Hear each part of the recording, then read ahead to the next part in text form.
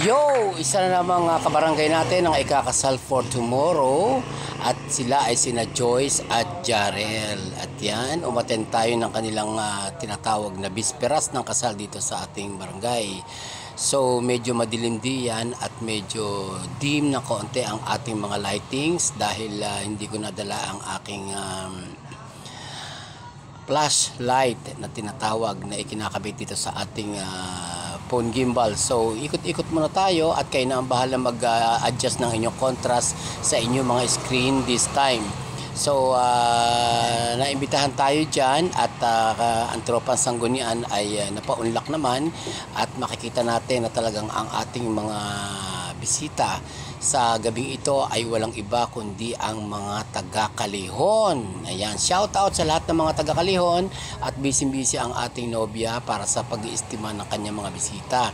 At syempre bukas pa ang kasal at kaugalian na dito sa atin sa Batangas na pag ganitong bisperas ay may pahapunan. Ayan, bisperas ng kasal, so it means na hindi pa karawan, bukas pa ang karawan. So ngayon ay hapunan at ang tropang sanggunian ay naimbitahan diyan sa kasalang yan ng bisperas ng kasal ni Joyce and Jarel. Ayan, shout out kina ate at kina konsehala na kumaway pa, mga taga-Kalihon yung isa.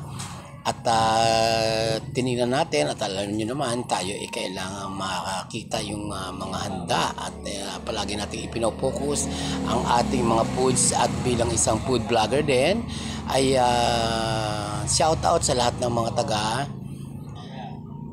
Kalihon. Ayan, sila ang bisitang sila ang punong abala sa gabi ito at talaga namang ayan ang ating Tita Seni. Kung gusto niyo ng lomi, ayan lang kay Tita Seni's Lomi House in the house. Ayan. At ang ating mga tropang sanggunian ay kumakain na ng hapunan at ang ating mga barangay police and barangay justice ay naririyan din. At ikot-ikutin natin at tingnan natin yung mga mamamaysan. Kasi dito sa Batangas ay may binabaysan at may mamamaysan.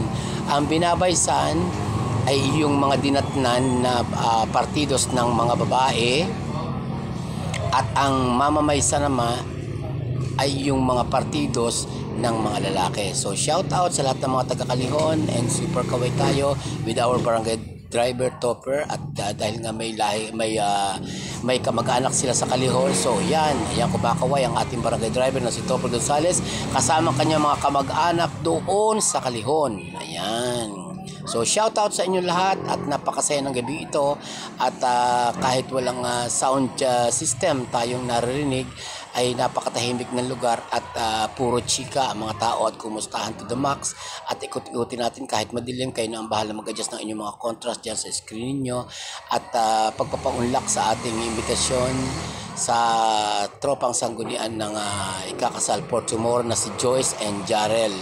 At hangad namin ang tropang sanggunian dito sa ating barangay na kayo ay magsama ng maayos hanggang pumuti ang inyong mga buhok. And salamat sa pag-iimbita at nabusog kami. At ang ating mga iba pang tropa dyan ay kasalukuyan pa nagdadatingan ng mga bisita.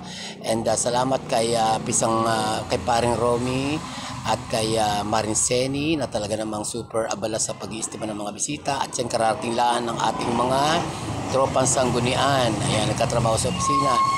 So ayan na nga at talaga namang hindi magkamayaw ang tao at medyo madilim at ang ating flash bulb ay nakalimutan natin dalhin. So kayo na lang bahala mag-adjust what I've said na ang inyong mga contrast sa ating at maganda rin naman and thank you so much for watching.